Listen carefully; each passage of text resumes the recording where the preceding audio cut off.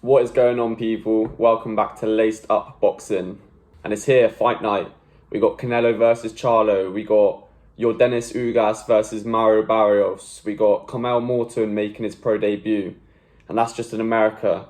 In the UK, we got Viddal Riley fighting Nathan Quarless for the vacant British cruiserweight title. I've been following Viddal since he started training KSI back in 2018. And I remember everyone talking about his amateur background, and they were saying back then that he would be a champion, but I kind of always just thought of him as KSI's trainer. And it wasn't until a couple years ago we started boxing.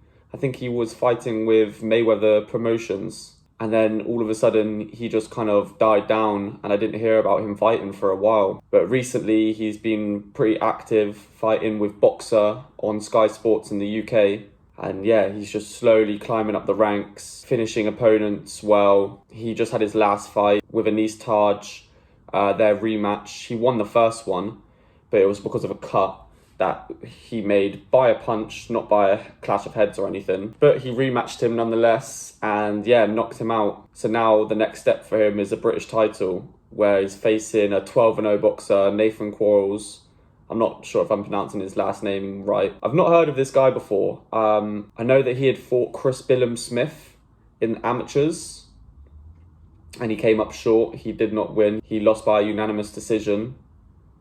But he's 12-0 with 0 knockouts, which is quite strange. Like, you would have thought at least one knockout. And I've been looking over his fight footage and yeah, he puts together nice combinations, but you can tell there's not much power behind any of them. Whereas if you watch Viddal's highlights, you see some real power behind those punches, which is finishing off opponents before they see the bell. So like I said, Nathan had fought Chris Smith in the amateurs. I think it was about 7 years ago. And Viddal Riley actually fought Chris Smith in the amateurs and he won against him. So I think that kind of sets the tone for this fight. I think this is definitely Viddal Riley's toughest opponent to date.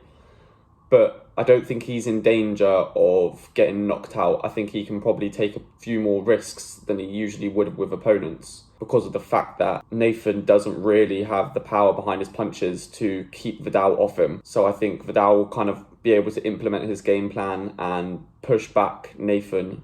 You see a lot of composure from Viddal these days. He doesn't really go headhunting for the knockout as much as he did in his previous fights. And I definitely think with a fight of this magnitude and a belt on the line, he's not going to headhunt.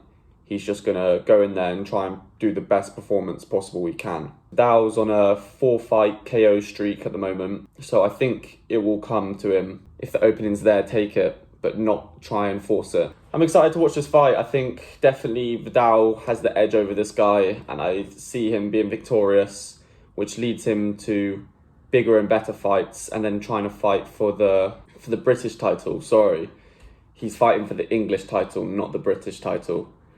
And then he will go on to fight for the British title, which is currently being held by Chris Smith. But yeah, I think Viddal will find the knockout before the bell. I would predict around 5 or 6 he will get the job done. Definitely looking forward to this one and all the other fights that are going on tomorrow night. Let me know who you've got in the comments. Do you think Viddal Riley's going to get this done, or do you think that his opponent's just too much of a seasoned boxer for him to get the knockout?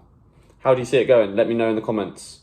Don't forget to like and subscribe. I'm going to be doing a reaction to this fight after it's done. And yeah, man, thanks for watching. Peace.